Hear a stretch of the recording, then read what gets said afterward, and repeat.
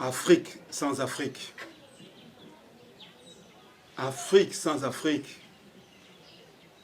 Afrique sans Afrique. Nous ne voulons plus d'une Afrique sans Afrique. J'avais fait par le passé une vidéo, intitulée Afrique sans Afrique. En ce volet 2, je tiens à dire qu'il s'agit simplement de penser l'Afrique dorénavant avec l'Afrique. Oui, les Africains ne vont pas vivre simplement entre eux. Nous n'allons pas vivre en autarcie, puisque nous sommes déjà partout dans le monde. Afrique avec l'Afrique, puisqu'il s'agit de cela, cette vidéo devrait s'intituler même Afrique avec l'Afrique. Afrique avec l'Afrique. Pour reformuler donc, c'est cette Afrique qui commence à mieux s'intégrer, à mieux s'accepter. C'est cette Afrique qui continue à mieux se développer, qui continue à mieux s'autonomiser. Afrique sans Afrique, c'est cette Afrique qui sort de la léthargie dans laquelle elle était plongée et qui se fait dorénavant confiance. Oui, Afrique avec Afrique, c'est l'Afrique qui est de plus en plus consciente de sa valeur.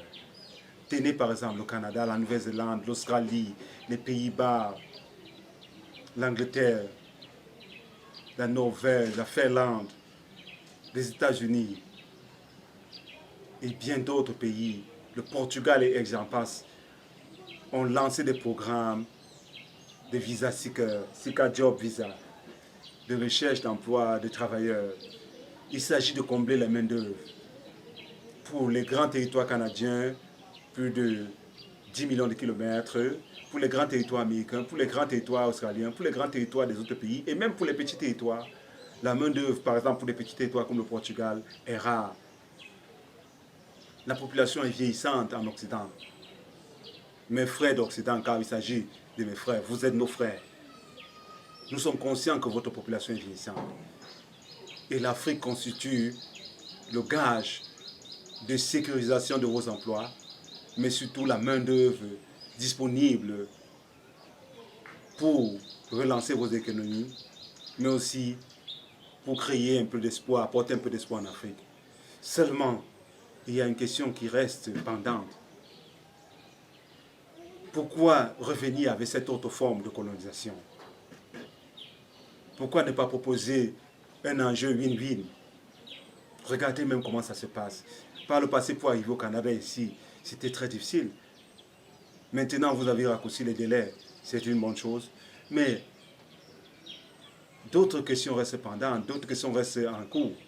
Oui, car la manière de traiter, les lois sur l'immigration, les traités numériques et bien d'autres mesures de sécurité sont compréhensibles. Nous les comprenons, nous les acceptons en partie. Mais la récidive, la réciproque plutôt, la réciproque, quand vous venez en Afrique, est-elle aussi appliquée? Et surtout, les salaires que vous proposez pour attirer cette main-d'œuvre jeune, pour dépouiller le continent africain de ses main-d'œuvre, de sa force vive. Quels sont les salaires que vous proposez?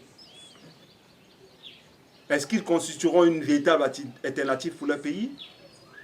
Bien que je sache que les efforts financiers de la diaspora sont importants pour nos pays africains, mais qu'est-ce que vous mettez dans le panier? Certains pays ont commencé à aller un peu plus loin, comme le Canada, mais il y a encore beaucoup à faire pour d'autres. Je ne dirais pas que je maîtrise toutes les mesures prises d'accompagnement prises par les pays, mais simplement, je pense que puisque vous êtes en train de dépouiller, je dis bien dépouiller l'Afrique de sa force vive, mais cette fois-ci volontairement, puisqu'il s'agit, ce n'est plus vous qui venez chercher les gens, ce sont eux qui viennent vraiment vers vous. Puisque vous êtes en train de prendre les forces vives d'Afrique, proposez en revanche, proposez en retour des compensations qui permettront à ceux qui partent de constituer une force de proposition véritable pour leur continent, pour leur nation et pour leur pays. Oui, Afrique avec Afrique, c'est l'Afrique qui est désormais consciente du fait qu'elle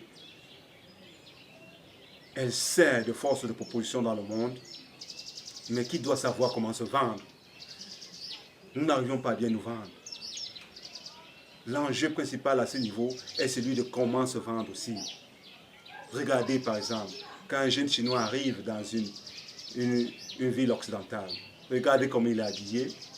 Même quand il est habillé à la moderne, regardez sa manière de faire, regardez ce qu'il filme, regardez comment il se comporte. Quand des mamans chinoises arrivent en Occident, regardez ce qu'elles font. Regardez d'où ils inscrivent leurs enfants, dans les écoles polytechniques, dans les écoles d'honneur, dans les écoles premium, comme on dit, dans les écoles d'élite, même s'il faut cotiser pendant des mois et des mois ou des années pour inscrire leurs enfants. Pourquoi? Parce qu'ils veulent que leurs enfants aient accès à la meilleure éducation possible. Oui, c'est une manière déjà de se vendre.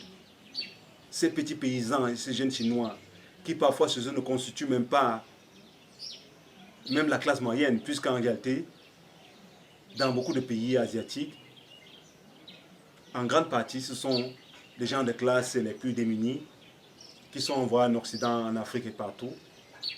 Parfois, ils ont un certain minimum de connaissances, car certains sont des ingénieurs autres, ou ils sont accompagnés par des ingénieurs et ils viennent faire vos ponts, vos dossiers. Mais quand ils arrivent chez vous en Occident, ou quand ils arrivent dans d'autres pays, qu'est-ce qu'ils font? Ils vont se situer dans leur quartier, ils vont constituer la classe moyenne ou la nouvelle classe d'élite de ces pays, en se formant dans les écoles d'élite, en se formant en technologie de pointe. Et souvent, ils ramènent ces technologies dans leur pays pour développer leur pays. Au niveau africain, quelles sont les mesures incitatives, pas que vous, Occidentaux, mais surtout les mesures incitatives que nous, pays africains, mettons en place pour inciter ce retour des compétences? Quelles sont les mesures? Regardez par exemple les étudiants camerounais à Cuba. Beaucoup, depuis des années, ont fait des années sans bourse. Et quand il y a la bourse, même parfois, elle n'est pas distribuée. Actuellement, je n'en sais rien. Peut-être elle est distribuée, peut-être elle est encore distribuée. Regardez ce qui s'est passé avec les étudiants camerounais en Russie. Il n'y a pas que le Cameroun, il y a aussi d'autres pays africains. Mais je cite le Cameroun puisqu'il s'agit de mon pays. Regardez comment nous traitons nos enfants boursiers. C'est comme des faveurs. Puisque nous avons donné une bourse, ça va, ils peuvent se débrouiller. Mais pour exceller, pour donner le meilleur de soi, il faut être dans des conditions optimales. Il faut être dans des conditions optimales, c'est même trop dit. Il faut être dans des conditions déjà, je dis, acceptables. Parce que optimal, ça n'arrive même jamais ici au Cameroun. Et dans beaucoup de pays africains, ça n'arrive jamais. Mais il faut être dans des conditions acceptables pour donner le meilleur de soi. Et pour être vraiment performant, pour être vraiment excellent, il faut être dans des conditions d'excellence. Je n'arrive même pas à ce niveau, car les Camerounais excellent partout. Joël Mbi, Francis Ngannou, les différents boxeurs, des footballeurs. Regardez ce que les Camerounais font dans le monde entier.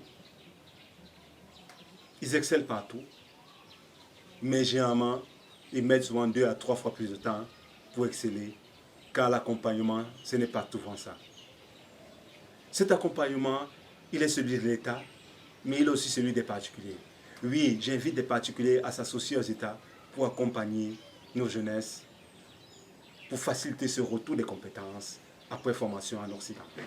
Oui, c'est ces compétences autres, associées à nos compétences internes, nos savoirs anciens, nos savoirs qui sont dits anciens, mais qui en fait sont même plus modernes que les savoirs modernes, mais qui sont à réapproprier, à réadapter.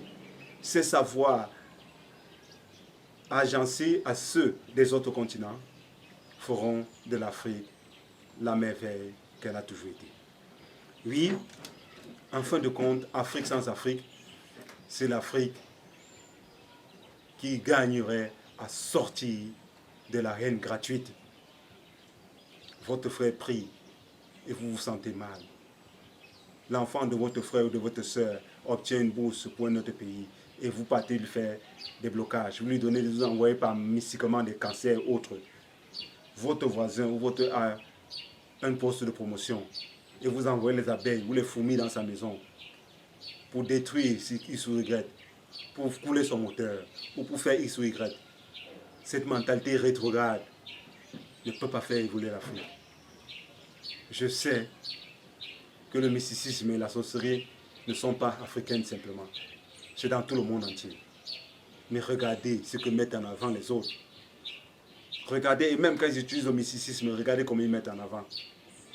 Bref, Afrique sans Afrique, c'est une Afrique qui devrait être fière d'elle, fière du progrès de ses frères, fière du progrès de ses fils et ses filles, fière du progrès de ses enfants. Comment reconnaître les Africains rien que quand ils réussissent? Tel a gagné telle compétition, c'est là qu'on reconnaît. Tel a gagné ceci, il a fait cela. Mais qu'est-ce que ça veut dire? Soyez fiers de chaque moment de vos enfants.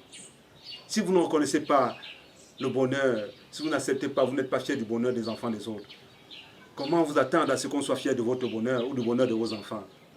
C'est la question que j'adresse particulièrement aux dirigeants africains. Vous voulez le bonheur pour l'Afrique, mais vous roulez dans des taudis avec des voitures qui coûtent des centaines, des dizaines de millions. Qu'attendez-vous? Regardez comment notre jeunesse sombre dans la drogue. Je ne dis pas que vous êtes les seuls responsables, car à ce niveau, ils sont les premiers responsables.